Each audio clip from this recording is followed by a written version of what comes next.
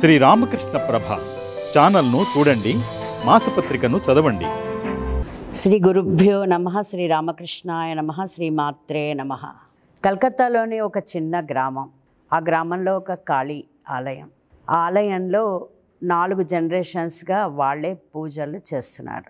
ఇప్పుడు ప్రస్తుతం మన కథలో ఉన్న వ్యక్తి హరిహర్ దాస్. ఈయనకి శంకర్ అనే ఒక తమ్ముడు. ఈయనకు ఒక కొడుకు కూడా ఉన్నారు. ఆయన పేరు మృత్యుంజయ్.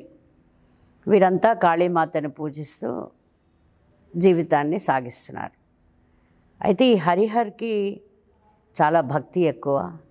కానీ ఒక్కొక్కసారి మన యొక్క ఆలోచన పద్ధతి మారుతున్న కొద్దీ భక్తిలో మనం సాధించిన ప్రగతి కానీ అభివృద్ధి కానీ ఒక్కసారి ఊబిలో పడిపోయినట్టు మనల్ని కిందకి తోసేస్తుంది. దానికి నిదర్శనం ఈ చిన్న కథ మీరు ఈరోజు విని అర్థం చేసుకోవాలి. ఈ హరిహర్ గారింటికి ఒక సన్యాసి వస్తారు. ఈయన యొక్క సేవకి, ఈయన యొక్క భక్తికి చాలా ఆయనకి నచ్చి కొన్ని రోజులు వీళ్ళింట్లో ఉంటారు. కానీ సన్యాసులు ఎక్కువ కాలం ఎవరింట్లో ఉండరు అనేది కూడా ఒక నానుడి. అలాగే ఈయన కొద్ది కాలం అయ్యాక వెళ్ళిపోవాలని నిర్ణయించుకొని హరిహర్ని పిలుస్తారు. ఒక్క క్షణం అండి, ప్రారంధం ఎలా మనల్ని ముందుకు తోస్తుందో మనకు తెలీదు. ఎందుకంటే ఒక సామెత ఉంది, వండుకున్నది తినక తప్పదు, ప్రారంధం అనుభవించక తప్పదు అని. అలాగే ఇక్కడ ఆయన హరిహర్ని పిలిచి, మీ ఇంట్లో నాకు చాలా బాగుందయ్యా, ఏదైనా మంచి వరం కోరుకో అని అడిగితే ఆయన అంటారు, చూడండి ఇక్కడ విషయం మీరు బాగా వినాలి. ఆయన అంటారు, మా తాతగారు, మా నాన్నగారు, మేమంతా కూడా ఈ గ్రామంలో చాలా అభివృద్ధిని సాధించిన వాళ్ళం. మా తాతగారి హయాంలో చాలా గొప్పగా ఉండేవాళ్ళం. కానీ మా అక్కయ్య గారు ఇదే ఊళ్ళో ఇంకొక నేను వివాహం చేసుకున్నాక ఆవిడ స్థితి బాగా పెరిగిపోయింది, మా స్థితి అలాగే ఉండిపోయింది. మీరు వరం కోరుకో అన్నారు కాబట్టి మా స్థితి కూడా పెరిగి మేము కూడా గొప్పవాళ్ళం అవ్వాలి అని కోరుకుంటాడు. ఇది ఆయన కోరిక. అప్పుడు ఆయన అంటారు, నువ్వు కోరుకున్న కోరికలో నీకు ఏ విధమైన ఫలితము ఉండదు. నువ్వు ఒక్క క్షణం ఆలోచించుకో, నువ్వు ఉన్న స్థితి ఇప్పుడు చాలా బాగుంది, ఏదైనా వేరే కోరిక కోరుకో అని గట్టిగా నొక్కి వక్కాణించి చెప్తే ఆయన అంటారు, లేదు మీరు వరం ఇస్తా అన్నారు కాబట్టి నాకు ఒక కోరిక ఉంది, ఇదే కోరిక నాకు తీర్చాలి అని అంటే అప్పుడు ఆయన తన పెట్టెలోంచి ఒక పేపర్ తీస్తారు. ఆ పేపర్ మీద కొన్ని దారులులాగా గీసి ఉంటుంది, డిజైన్ ఒక మ్యాప్ లాగా ఉంటుంది. మ్యాప్ లాగా ఉండి ఆ పేపర్ కింద ఒక రిడిల్ ఉంటుంది. ఆ రిడిల్లో ఏమని ఉంటుందంటే, రాధాలో రా తీసేయండి, తీసి రా యాడ్ చేయండి. జాగ్రత్తగా వినండి, రాధాలో రా తీసేసి రాని యాడ్ చేయండి.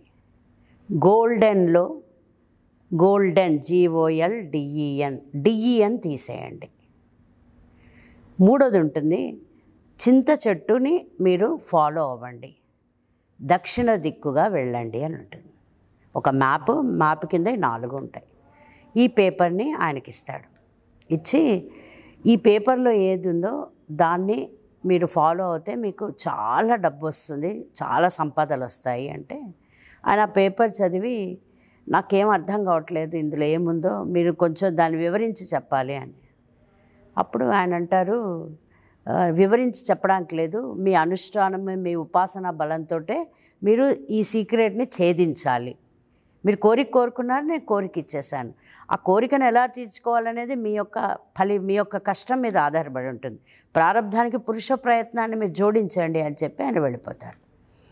వెళ్ళిపోయాక ఈ పేపర్ని ఏం చేస్తారు, వాళ్ళ కాళీమాత టెంపుల్ ఉంది కదా, ఆ టెంపుల్లో ఒక పెట్టి ఆ పెట్టెలో పెడతాడు. అన్నయ్య ఏదో జాగ్రత్తగా ఈ సన్యాసితో మాట్లాడడం, పేపర్ తీసుకెళ్ళడం ఆయన చూసి వెళ్ళి ఈ శంకర్ అన్నయ్యని అడుగుతాడు, అన్నయ్య ఆ పేపర్ ఏంటి, ఆయన ఏమిచ్చారు నీకు అంటే, నీకు అసలు సంబంధం లేదురా, ఏదో నా ఆధ్యాత్మికంగా నేనేదో ప్రశ్న వేశాను, దానికి ఆయన నాకు సమాధానంగా ఈ పేపర్ ఇచ్చారు. ఎవరైనా మనకి ఎక్కువ ఏదైనా విషయం చెప్పకూడదు అని ఉన్నప్పుడు మనకి దాని మీద ఎక్కువ ఉత్సాహం పెరుగుతుంది. ఈ శంకర్ కూడా చాలా ఉత్సాహం పెరుగుతుంది. ఎన్నో విధాలుగా ప్రయత్నం చేస్తాడు ఆ పెట్టె తెరిచి అందులో ఏముందో చూద్దామని. కానీ అతనికి ఎప్పుడు వాళ్ళ అన్నయ్య దాన్ని ఒక కంట గమనిస్తూ ఉంటాడు. ఇక్కడ జరిగింది ఏంటంటే, ఈ పేపర్లో ఏముంది అనే తెలుసుకోవాలనే ఉత్సాహంతో ఆయన తన జీవితాన్ని అంతా పాడు చేసేసుకుంటారు. భార్య పిల్లలతో సరిగ్గా ఉండరు, సంపాదన సరిగ్గా ఉండదు, మునుపు చేసిన భక్తి మార్గంలో అతను అనుసరించిన ఉపాసన పద్ధతులన్నీ కూడా అడుగంటిపోతాయి. ఎంతకీ ఏముంది, ఆస్తి ఎలా సంపాదించాలి, గొప్పవాడిని ఎలా అవ్వాలి, ఆ రాసిన వాటిని గురించి ఆలోచిస్తూ గడిపేస్తూ ఉంటాడు. ఎన్ని సంవత్సరాలు గడిపినా అతనికి ఆ సమాధానం దొరకదు.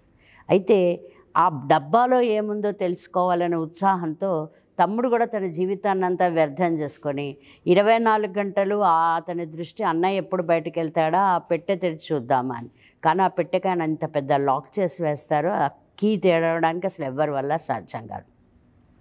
ఇలా వీరిద్దరి జీవితాలు ఇలా ఆల్మోస్ట్ వేస్ట్ అవుతూ ఉన్నాయి. ఇంకా ఈ శంకర్కి మానసిక ఉద్విగ్నత తట్టుకోలేక ఆయన ఇంట్లోంచే వెళ్ళిపోతాడు కంప్లీట్గా. హరిహరేమో కొద్ది కాలానికి మరణిస్తాడు. ఈ మృత్యుంజయ్ ఇప్పుడు ఈ గుడికి పూజారి అవుతాడు. ఈయనకి ఇవేవి పెద్దగా తెలియదు, ఏదో పెట్టె ఉంది, పెట్టెలో ఒక పేపర్ ఉందన్న అంతవరకే తెలుసు. కొన్ని రోజులు అయ్యాక ఈయనకు కూడా ఉత్సాహం బయలుదేరుతుంది. ఆ పెట్టెలో ఏముంది, మూత తెరిచి చూడాలి అని చూస్తారు. ఒక పేపర్ ఉంటుంది. ఆ పేపర్లో ఆయన చదువుతాడు కానీ ఆయనకి ఏం అర్థం కాదు, ఇదేదో పిచ్చి భాషలా ఉంది, నాకేం అర్థం కావట్లేదని అక్కడ పెట్టేస్తాడు.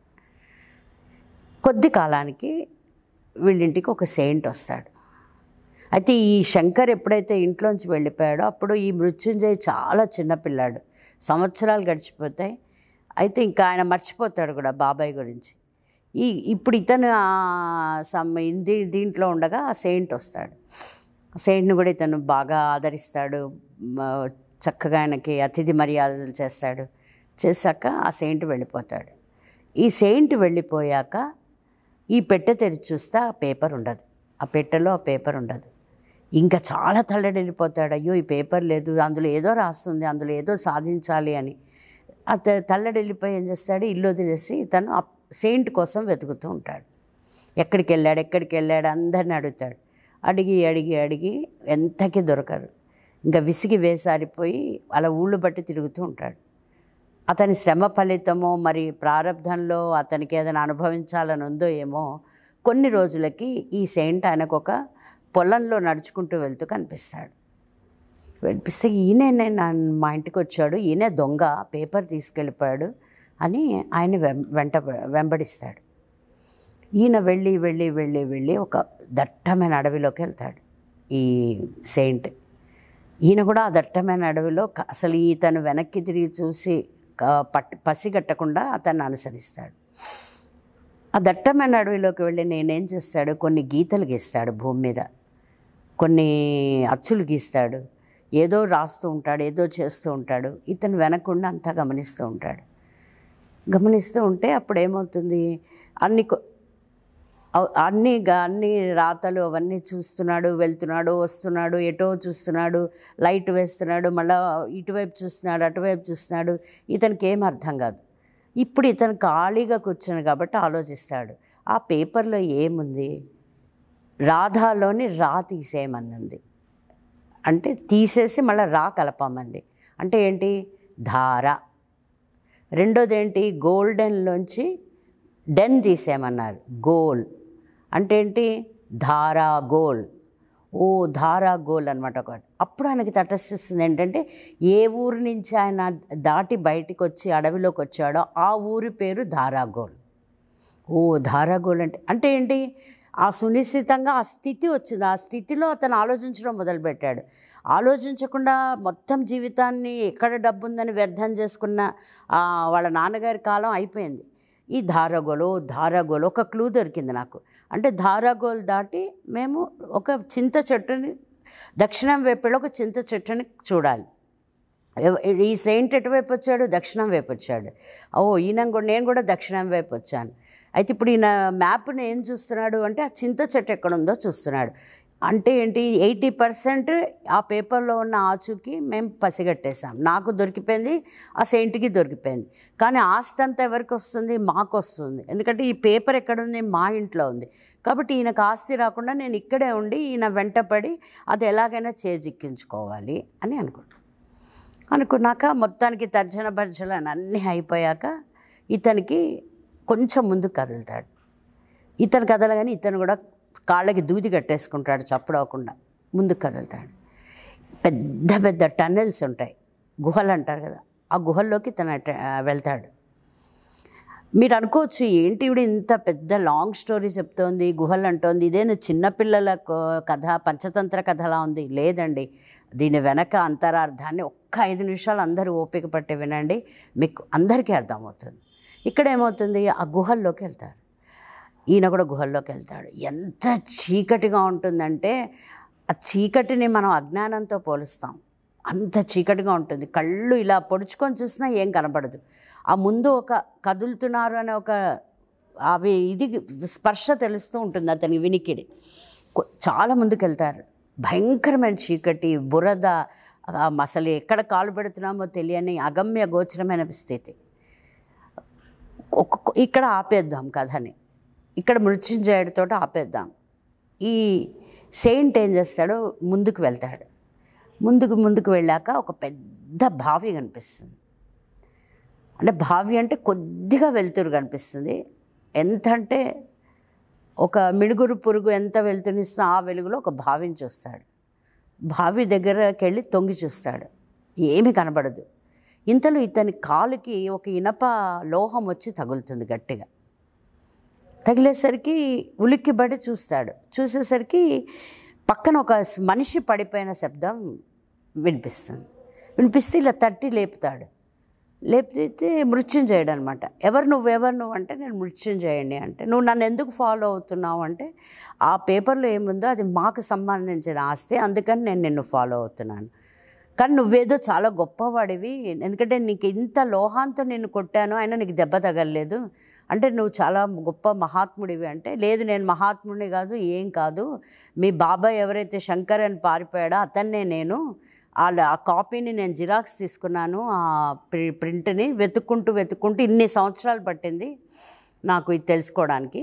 కానీ నాకు ఏ విధమైన మోహము లేదు ఈ డబ్బు మీద అంటాడు. మరి లేకపోతే నువ్వు ఎందుకు వచ్చావు ఇక్కడికి అంటే ఈ మొత్తం దీనికి అర్హుడివి నువ్వు, అందుకని నీకు చూపిద్దామని నేను ఇక్కడికి తీసుకొచ్చాను అన్నాక మొత్తానికి వాళ్ళిద్దరు కలిసి ఆ గొప్ప సంపదని కనుక్కుంటారు.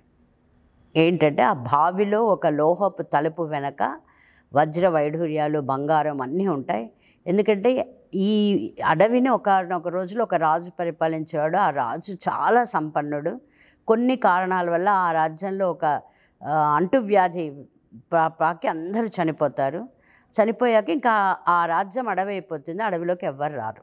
ఇది కథ. చాలా బంగారము, వెండి, వజ్రాలు, వైఢూర్యాలు అన్నీ ఉంటాయి. అన్నీ ఉన్నాక ఇదిగో ఈ మొత్తం ఆస్తికి నువ్వే వారసుడివి, నువ్వు ఇంకా లోపలికి వెళ్ళు అంటాడు. ఎవరు? శంకర్.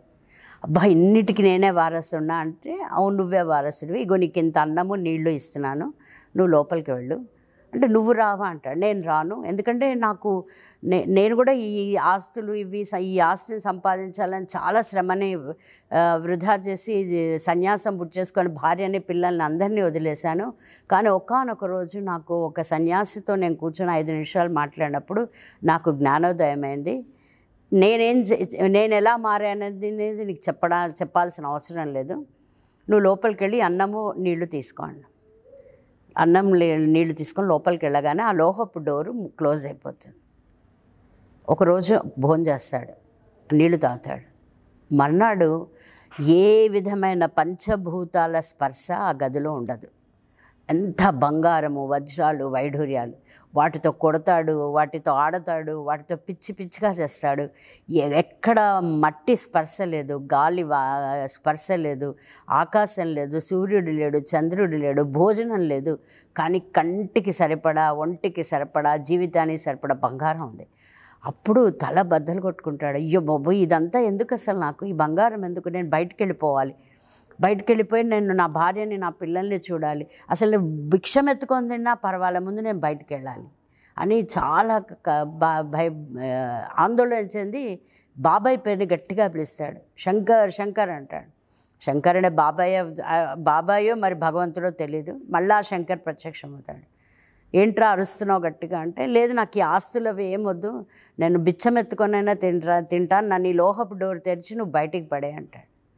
అంటే అలా వీలవద్దు, నువ్వు ఇందులోనే ఉండాలి అంటే, ఇందులో ఉండలేను నేనంటే, అన్నీ వదిలేస్తావంటే, అసలు బాబు నాకు అసలు ఏమీ అక్కర్లా, వెగటు పుట్టేసింది నాకు, నువ్వు ముందు నన్ను బయటికి తీసుకురా, బయటికి తెస్తాను. ఇది కథ అండి. ఎందుకు ఇంత కథ చెప్పాల్సి వచ్చింది? అవసరమా? అవసరమండి. ఎందుకంటే మన అందరం చేస్తున్న తప్పు అదే. అందరం అంటే నన్ను కూడా వేసుకుంటాను. ఎందుకంటే నాకేమీ అర్హత లేదు. అందరం వేసుకుందాం, ఏం పర్వాలేదు. మనం చేస్తున్నది ఏంటి? డబ్బు సంపాదించాలి, డబ్బు పెంచాలి, అకౌంట్లు పెంచాలి, ప్రాపర్టీస్ పెంచాలి. ఈ పెంచాలి పెంచాలి పెంచాలి పెంచాలి అనే ఆందోళనలో భగవంతుడిని మనం ఎలా ఆరాధిస్తున్నాము? ఇక్కడ ఒక రిడిల్ ఉంది. ఏంటి? రాధని తీసి రాబెట్టు, గోల్డెన్ తీసి ఇది పెట్టు. ఇవన్నీ ఏంటంటే ఒక కథకి దృష్టాంతాలు అంతే. మనం చేస్తున్నదండి, భగవంతుడిని కూడా ఇలాగే పూజిస్తున్నాం. ఇవాళ మన కోరికలు తీరలేదు, భగవంతుడిని మార్చేస్తున్నాం. ఇంకో కోరిక తీరలేదు, ఇంకో భగవంతుడిని మార్చేస్తున్నాం. అందుకని ఎన్ని పాషాండ మతాలు వచ్చేసాయి ఇవాళ భారతదేశంలో. ఎందుకు ఇలా జరుగుతోంది? కారణం ఏంటంటే మనకు కావాల్సింది ఏంటో మనకు తెలియలేదు. మన చుట్టూ ఉన్నాయి. ఇప్పుడు అతను బంగారు గదిలో వెళ్ళినప్పుడు బంగారమే ఉంది. ఇప్పుడు మనకి అంతే. మన చుట్టూ మంచి ప్రకృతి ఉంది, సౌందర్యం ఉంది, మంచి మంచి ఆలోచనలు ఉన్నాయి. మనకి పెద్ద పెద్ద స్క్రిప్చర్స్ ఉన్నాయి చదవడానికి, పెద్ద పెద్ద ఋషులు ఉన్నారు మనకి వారసత్వంగా. వీళ్ళందరినీ వదిలేసి మనం ఎవరు వెనకపడుతున్నాం? ఎందుకు మనతో రాని, మనకి నశ్వరమైన అలక్ష్మి వెంట పడుతున్నాం. లక్ష్మి కాదు. లక్ష్మి ఎప్పుడు లక్ష్మి? ఒక 100 రూపాయల్లో మీరు 10 రూపాయలు ఎవరికైనా దానం చేస్తే, ఆ 90 రూపాయలు మీ జీవనానికి ఉపయోగిస్తే అప్పుడు అది లక్ష్మి కిందకు వస్తుంది.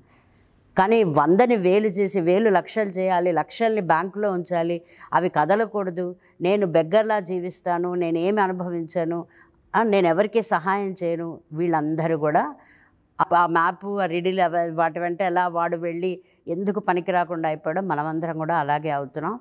కాబట్టి భగవంతుడిని ఎప్పుడు కూడా ఏమి అడగకూడదండి. ఒకే ఒక్క కోరిక కోరుకోవాలి. ఏంటంటే జ్ఞాన మార్గానికి నన్ను తిప్పు స్వామి, జ్ఞాన మార్గంలో నన్ను తిప్పు అనే ఒక్క కోరికతో భగవంతుడిని పూజించాలి. ఎందుకంటే ఈ డేటా అంతా మనం ప్రిపేర్ చేసుకొని వచ్చేసాం. మన భగవత్ శక్తి, మన యొక్క మానసిక శక్తితో మనం ప్రారంధాలని కూడా తగ్గించుకోవచ్చు. ఇంత మంచి ప్యాకేజ్లో మనల్ని భగవంతుడు పెట్టినప్పుడు మనం ఎందుకు మన జీవితాన్ని వృధా చేసుకోవాలి? కాబట్టి దయచేసి అందరూ కూడా ఒకే ఒక్క విషయం వెనక పడకుండా జీవితంలో అన్నిటినీ అనుభవిస్తూ భగవత్ ప్రేరణతో మీ జీవితాన్ని ముందుకు సాగించాలని కోరుతూ శ్రీమాత్రే నమః.